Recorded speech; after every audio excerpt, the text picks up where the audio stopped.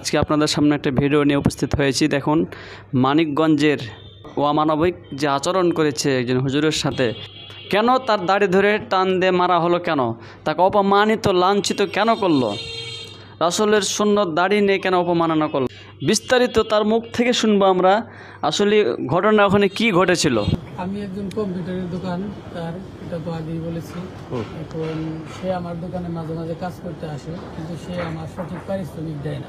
আচ্ছা, সে উগ্র শ্রেণীর লোক, এলাকার প্রভাব খাটিয়ে বিভিন্ন লোকের সাথে এরকম খারাপ আচরণ করে থাকে। কেউ কিছু বলে না, এলাকায় দোকানদারি করতে হয় ব্যবসার স্বার্থে, কেউ কিছু বলে না তারে।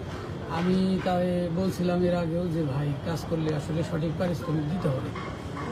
এই পরে থেকে আমার সাথে একটু মনোমালিন্য। সে গতকালকে আসছিল আমাকে লাঞ্ছিত করার জন্য। সম্মানিত দর্শক মণ্ডলী, এই ভাইটির কাছ থেকে আমরা শুনে যা বুঝলাম যে সে গ্রামে অন্যায়ভাবে মানুষের সাথে খারাপ আচরণ করত, কেউ কিছু ভয়ে বলতো না, এবং সে তার কম্পিউটারে কাজ করত, সে কাজের টাকা পারিশ্রমিক সে বুঝে নিতে চেয়েছিল, এই কারণে সে অন্যায়ভাবে তাকে অপমানিত লাঞ্ছিত করেছে। তাই প্রশাসনের দৃষ্টি আকর্ষণ করছি যে এই জঘন্য থেকে জঘন্যতম ব্যক্তির যে প্রাপ্য শাস্তি, সে শাস্তি যেন আইনের আওতা নিয়ে তাকে দেওয়া হয়।